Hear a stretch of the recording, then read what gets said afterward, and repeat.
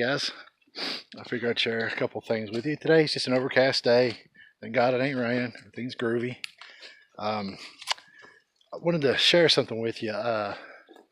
Basically, I've been a hanger, which is a hammock camper, since I was 16. And back in the days when there's old fishnet hammocks that when you woke up in the morning, you got like imprints of fish nets in your face. And back then we wore 50-pound packs with combat boots, and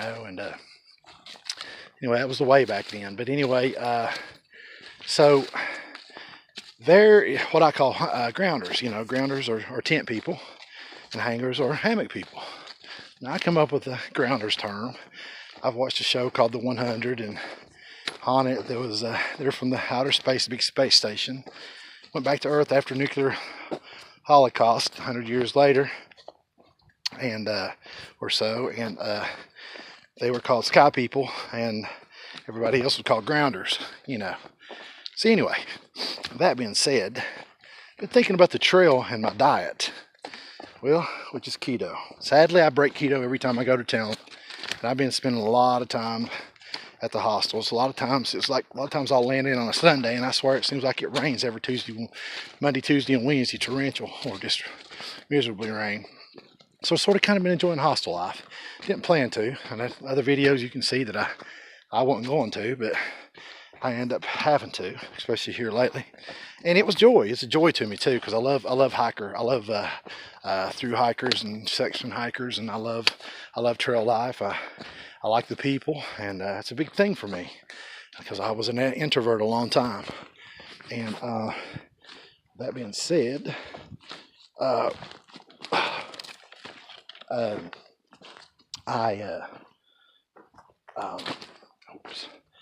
back to my diet and keto. So when I go to town, I lose ketosis, I guess, or somewhat. I don't know. I got to get a ketosis monitor of some kind, so I can measure my ketones and stuff. But anyway, my weight fluctuates real bad because I've been eating bad in towns and carbon too much.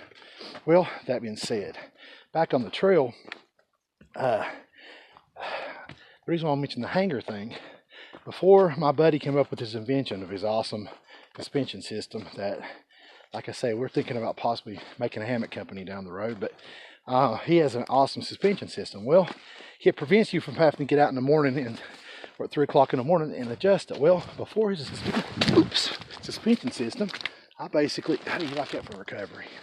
I completely slipped. And the suspension system, and Lord, see me angel so I don't dash my foot against the stone in Jesus' name. So the suspension system that he's come up with, you don't have to do that. Well, before that, point being, I know I've been all around, but I'm going back to point. I can't believe I fell. Well, it's on there. There you go. I'm being real. And I don't do much editing. I might splice some stuff together, but I don't do a lot of cutting, as you all know already, those who has followed me. So anyway, so that being said, after my fall, the keto reminds me of the old days of the hammocks. The old days of the old technologies of the hammocks. You'd have to get up every night, 2 or 3 o'clock in the morning, and adjust your hammock because the fabric would stretch, or the straps would stretch, or something to that effect, And it always seems like at 3 o'clock in the morning, you're warm, you don't want to get out of bed, and you just don't want to do it. Now, it's 2 minutes worth of work, 1 minute sometimes, maybe 5 minutes tops if it's a really bad adjustment. Then you're back in your hammock warmed up. Well, sometimes there's a many sleepless nights. A lot of us hangers, and trust me, they're out there, as long as with me, that don't like to get up like that. So what's happened is the keto diet's been reminding me of the same thing. I may keep a snack or so in my pocket, but just don't want to pull my pack off, dig my food back out, that kind of thing, for lunches and snacks and brunches and dinners.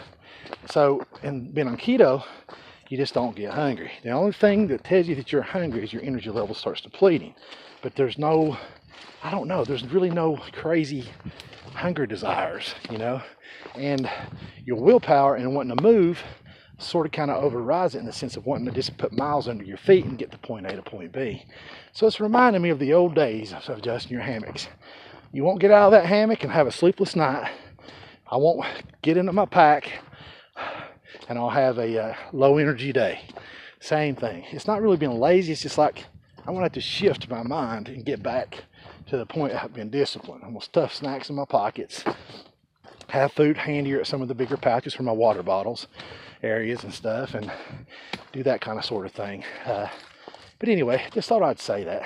If you ever do the keto and you're hiking or backpacking, just keep in mind, keep that food handy and those calories coming in. Because I had some old heads up and down the trail. An old head's basically a term we used to use on the railroad. Yeah, an old head was somebody, just an old graybeard or somebody that been on the rail 30 or 40 years. Whatever. That being said, some of the old heads say make sure you keep your energy levels up. You know, of course, off topic of keto, just dieting or eating on the trail per se. So that's basically it. I hope you enjoyed my fall. Got you a kick and laugh out of it. I'll probably be laughing at it when I play it back, so don't feel bad. Go ahead and rewind it. Matter of fact, I might make a little reversal slow-mo montage of it. And but anyway, that's the deal. Oh, that is the deal. Figure I'd give you a little trail time here instead of my ugly mug. Like you see what I'm seeing. A lot of the color changes happening. This is October 4th, 2018. I got to get out of Maine, man. I love Maine, and again, like I said before, it's like a woman with her arms around me. A beautiful woman, and I just don't want her to let me go. And it feels good, and her arms are warm, and it's cozy. I love Maine. It wouldn't take me much to come back here and start my life over, but I'm hoping the Lord's got other projects for me on a bigger scale, which again, I'll mention later. A few friends and family knows about it, but I may engage it soon. But then get off the trail, after I get off the trail. Engage it while I'm on the trail, but then when I get off the trail, go full time with that project. But anyway, that's a lengthy video today, but you guys be cool. Hope you enjoy it. I'm going to be doing a what do you call a deep, not a deep, but how my GPS, my DeLorme InReach, now purchased by Garmin, InReach system works. Because up here in Maine, whether you have AT&T or Verizon, this place is so less populated. Someone told me, which I haven't Googled this, that it's like the third less populated state in the country, and I can see why. That being said, the cell signals are horrible. So I've been enjoying texting my friends, family, and my support team, and the people I love, my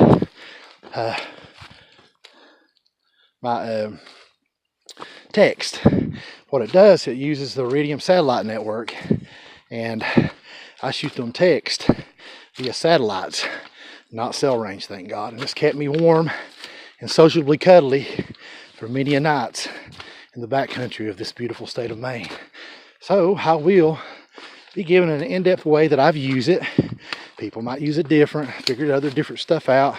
Everybody's got an opinion, but I may do a section soon on the Garmin. So those who want to have fun and still stay connected with people that you love, I suggest doing it. You know, I like to say I'm a big survivalist. I want to get into bushcraft, which is another project I'll be talking about soon, maybe. But it's there's always a social need to a human being, and connections and communications. So that is what I'll be doing shortly, and I hope you enjoyed that section. So love you guys as the ones following me, friends and family, and my YouTubers. Have fun. Lord bless. Peace. O'clock in the morning and adjust it. Well, before his suspension system, I basically, how do you like that for recovery? I completely slipped.